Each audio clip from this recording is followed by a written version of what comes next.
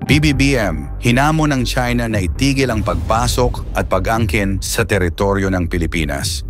Nitong Enero 30, 2025, nagpahayag si Pangulong Bongbong Marcos sa China na handa siyang ipatanggal ang Typhoon Missile System kung susunod ang China sa kanyang mga kondisyon. Ang desisyong ito ay may malalawak na implikasyon hindi lamang sa seguridad ng bansa, kundi pati na rin sa geopolitikal na ugnayan ng Pilipinas sa China at Estados Unidos. Ano ang posibleng epekto ng desisyong ito sa hinaharap ng bansa? Ano-ano ang posibleng mga conditions ng Pangulong Marcos? At tuluyan na nga bang tatanggalin ang Typhoon Missile System sa Pilipinas? Yan ang ating aalamin.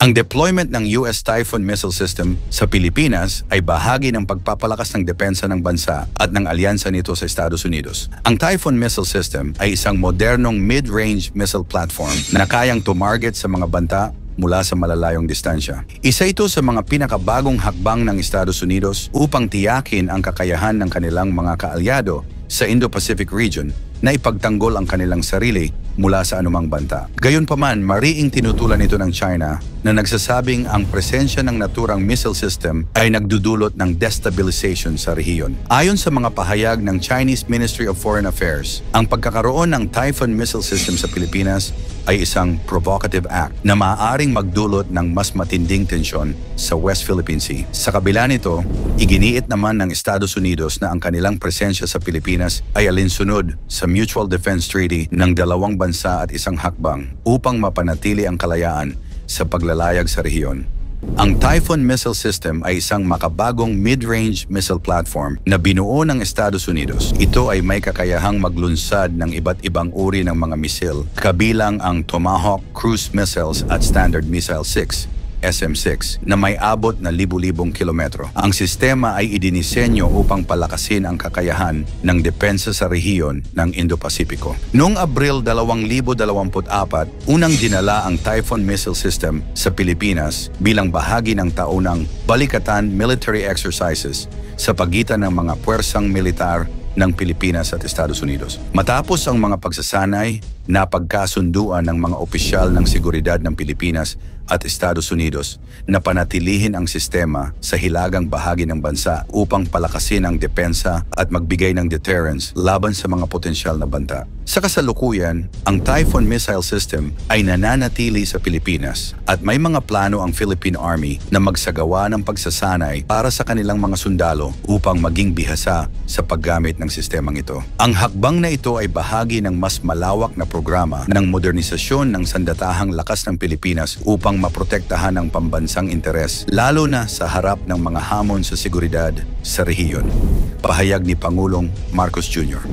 Sa kanyang pahayag, binigyang diin ni Pangulong Marcos Jr. na hindi niya nauunawaan ang mga puna ng China tungkol sa Typhoon Missile System, lalo na't mas makapangyarihan ang mga missile system ng China kumpara sa Pilipinas. Ayon sa kanya, hindi maaring balewalain ang patuloy na paglabag ng China sa soberanya ng Pilipinas, kabilang ang mga insidente ng panghaharas sa mga Pilipinong mangingisda, paggamit ng water cannon laban sa Philippine Coast Guard, at iba pang agresibong hakbang sa pinag-aagawang teritoryo.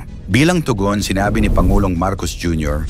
na handa siyang i-pull out ang mga missile na ito kung ititigil ng China ang kanilang agresibong aksyon tulad ng pag-angkin at panghihimasok sa West Philippine Sea. Patuloy ang presensya ng mga barko ng China sa mga bahaging malinaw na sakop ng Exclusive Economic Zone, EEZ, ng Pilipinas batay sa 2016 arbitral ruling na pabor sa Pilipinas. Panghaharas sa mga mangingisdang Pilipino. Maraming ulat ang lumabas hinggil sa panggigipit ng Chinese Coast Guard sa mga Pilipinong nangingisda sa kanilang tradisyonal na pangisdaan. Paggamit ng mapanganib na sandata tulad ng water cannon at laser weapons, ilang insidente na ang naiulat kung saan ginamit ng China ang mga high-powered water cannon at military-grade lasers upang itaboy ang mga barko ng Pilipinas. Ayon kay Marcos, kung titigil ang China sa mga agresibong aksyon na ito, magiging bukas ang kanyang administrasyon sa pakikipag-usap tungkol sa pag-pull out ng US Typhoon Missile System. Reaksyon ng China.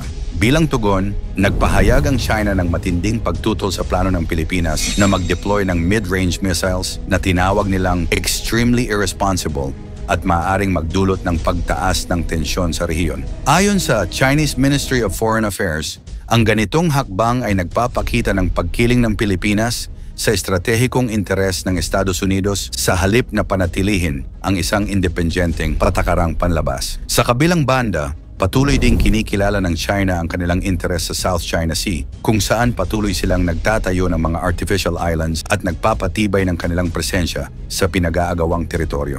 Gayunpaman, batay sa mga nakaraang pahayag at kilos ng China, tila malabong sumang-ayon sila sa naturang kondisyon.